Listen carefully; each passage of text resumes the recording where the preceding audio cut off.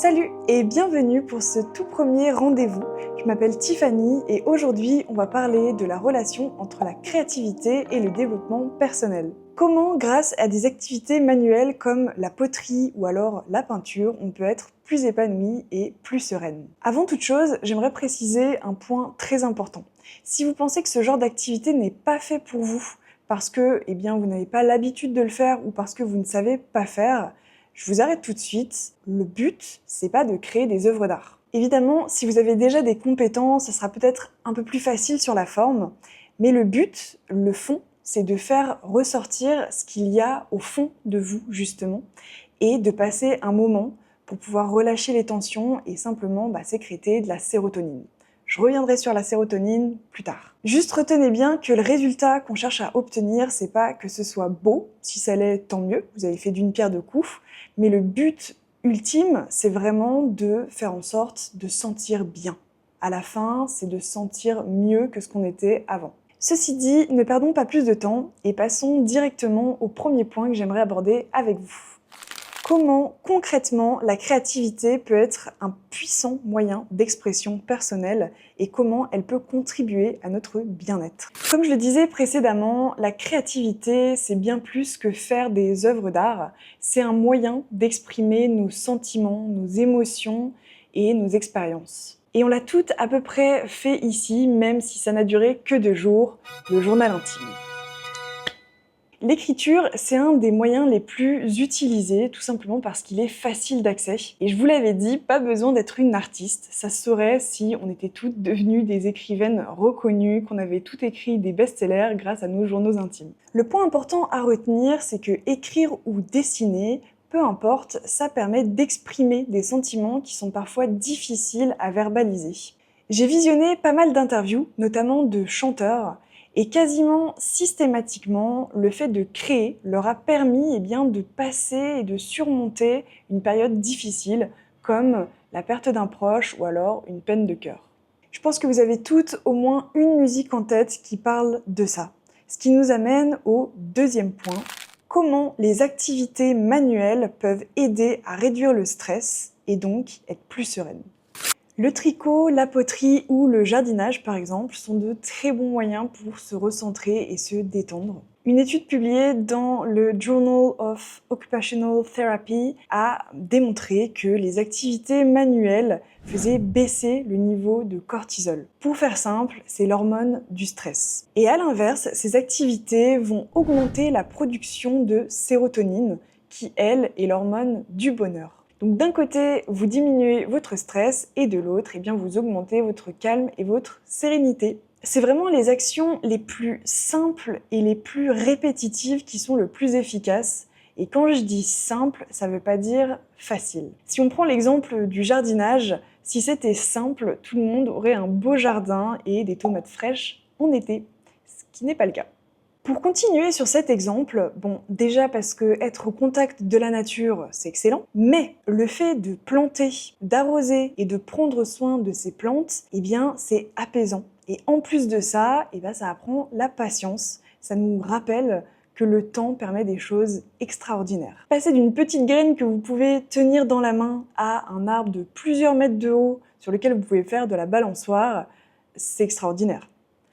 Et ça, c'est grâce au temps. Je ne sais pas si vous voyez le parallèle que j'essaye de faire avec nous les humains, mais effectivement, le temps, c'est vraiment une variable très importante à prendre en compte. Bref, je m'éloigne un petit peu du sujet, je pense que vous avez compris, ce qui nous amène au troisième point. Comment la créativité stimule notre cerveau et améliore nos capacités cognitives. La créativité, vous l'aurez compris, c'est pas qu'une question d'art et de beauté. Elle va stimuler notre cerveau, ce qui va aller chatouiller quelques zones, et donc ça favorise la neuroplasticité. C'est ce qui permet à notre cerveau de se réorganiser et de créer de nouvelles connexions. Ça permet d'entraîner notre cerveau à trouver de nouvelles solutions et à résoudre des problèmes. Par exemple, le bricolage, ça développe la capacité d'analyse et l'innovation. La peinture, ça va être l'analyse et la concentration. Le jardinage, ça va être la patience et la planification. etc., etc. Et ça, encore une fois, c'est prouvé. Je vous mettrai évidemment dans la description les liens des études, comme ça vous pourrez aller y jeter un petit coup d'œil. On arrive au 4e et dernier point que je voulais aborder avec vous aujourd'hui.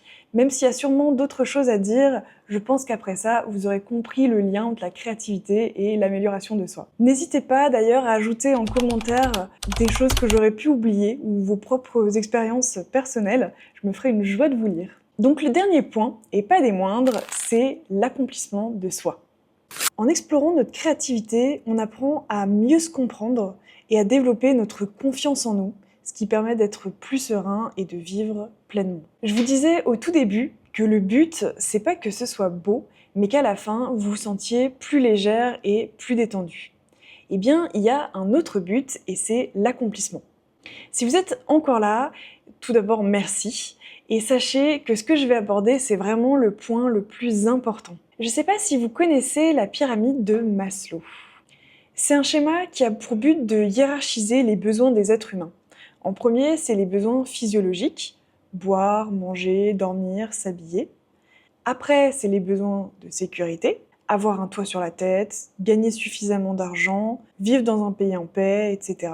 En troisième, c'est le besoin d'appartenance, avoir des amis, une famille ou être en couple. Puis vient le besoin d'estime, notamment le respect et la confiance des autres, mais aussi la confiance en soi. Et enfin, au sommet, il y a le besoin d'accomplissement, qui passe par savoir s'écouter, apprendre de nouvelles choses et créer.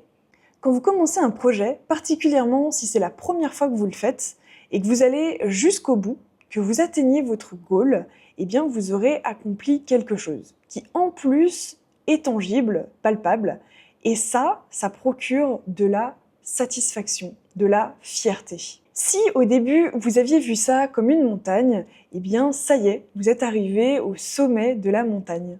Et si j'en fais des caisses, eh bien c'est parce que votre cerveau va en faire des caisses lui aussi. Vous venez de vous prouver à vous-même que vous en étiez capable, et ça c'est une preuve sur laquelle votre cerveau va s'appuyer pour vous dire que vous pouvez vous faire confiance. Et petit à petit, en accumulant les expériences, les preuves, vous vous poserez moins de questions, vous aurez de moins en moins de doutes, et après c'est un cercle vertueux.